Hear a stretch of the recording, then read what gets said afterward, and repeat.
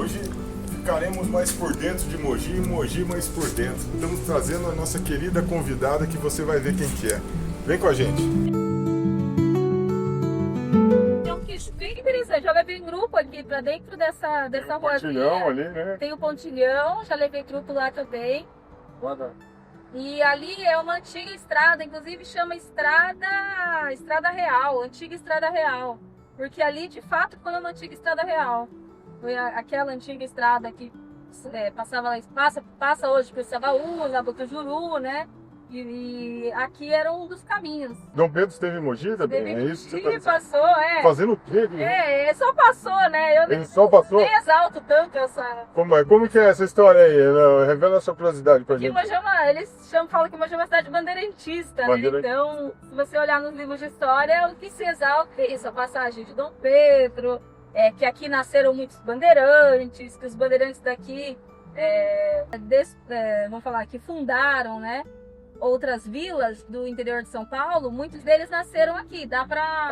E daqui foram pro mundo. Outras cidades aí, eles eram desbravadores, né? Eu falo com esse tom, né? Porque é o tom que o próprio Isaac Grinberg, historiador, trazia, né? Ele trazia o heroísmo do bandeirantismo. A própria bandeira, né? De Mogi é o...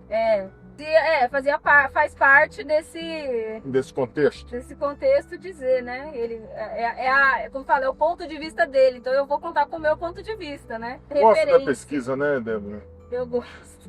Né? Na verdade, ela que me busca, né? Porque eu tô quietinha no meu canto, aí aparece alguém e começa a falar, então, sabia que eu morava ali, não sei o quê, sabia que ali tinha isso. E eu falei, caramba, e a resposta começa a vir. E quando não vem, eu começo a sonhar. E daí... Você tem um negócio meio bruxo também, né? Você tem umas coisas meio... eu acho que... eles vê que eu me interesso, né? Os nossos antepassados, ancestrais, vê que eu me interesso, eles vão abrindo os caminhos, né? Eles vão abrindo, fala aqui. Falar em antepassado aqui, agora a Judite vai cumprimentar uma antepassada dela aqui. Não, filho? Um look que é uma belezinha, hein? São poucas no mundo, a gente não pode nunca deixar de saudar, né? Exatamente. Desculpa, Débora. Óculos com conforto, estilo e elegância, como esses que uso aqui no programa Conta Pra Ju, você encontra lá no Empório do Óculos, Rua Santana, número 125, Mogi das Cruzes, São Paulo. Não vai se atrasar.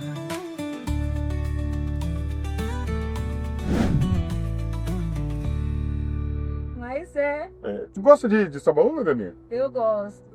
Eu adoro. Porque Mogi tem vários mundos, como diz Vários mundos. meu amigo Vandão. Você, hoje é um mundo, né? Mas aqui é uma área assim, uma área rural mesmo, mas esse rural descampado, esse rural assim de gado. É um vale, né? O rural caipira é diferente lá de alguns lugares da Serra do Mar, que já é mais denso. Mais Mais úmido. verde, úmido. Debinha, o projeto Mogi por Dentro foi um divisor meio de águas aí, né? Não foi, Débora? Isso é muito legal, porque o Mogi por Dentro ele teve esse reconhecimento interno, né? Ele teve o reconhecimento de quem participou, né? Porque muita gente que de fora, assim, fala, nossa, eu nunca ouvi falar desse projeto, ele não teve repercussão, visibilidade, porque a ideia era realmente a gente trabalhar com o público de parceiros, né? Com o público, a gente chamaria não era o público final, né? Então era entre a gente. Mas ele foi tão... ele transbordou tanto em resultados, né? Porque o resultado, ele era um resultado afetivo, além das oportunidades que todos nós tivemos um com o outro, né? De um conhecer o trabalho do outro, de a gente criar vínculo um com o outro, de experimentar parcerias e até de falar, não, com esse aqui eu não trabalho mais não, com esse aqui eu já vou... Porque é isso, a gente se experimenta, claro, né? Claro. Como que eu vou abrir um negócio com alguém? Então, vamos se conhecer. E é dinâmico, o jogo é jogado. É dinâmico, é um fenômeno social. Turismo, a gente A gente aprende muito com você, né, Débora? Porque você tem essas duas coisas, né? Você tem essa questão da erudição que você estudou, né? Você fez gestão, né, de turismo? Eu fiz lazer e turismo. Olha que Como que você vê aqui a política cultural do turismo? Quais são as suas expectativas aí para os próximos anos? Como que você viu? Que ponto que nós estamos? O que nós temos para desenvolver? Qual o caminho que você acha que nós devemos seguir aí? O que está faltando para Mogi? Qual a sua opinião crítica sua sobre turismo em Mogi?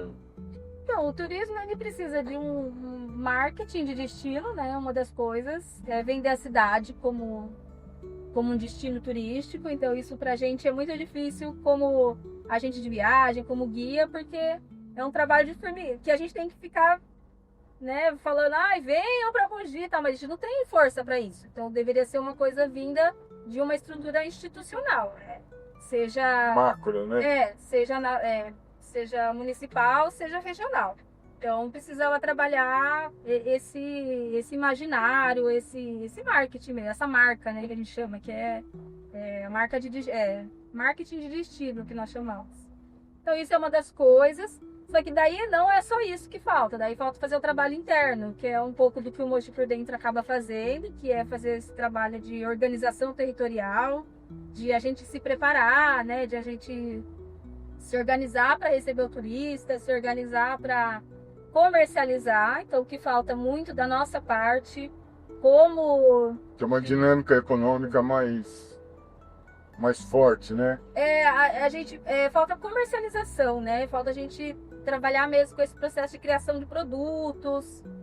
E aí, o que a gente, né, aproveitar esse atrativo, né? Quando a gente fala atrativo, é algo que atrai, né? Então, um carnaval é um evento atrativo.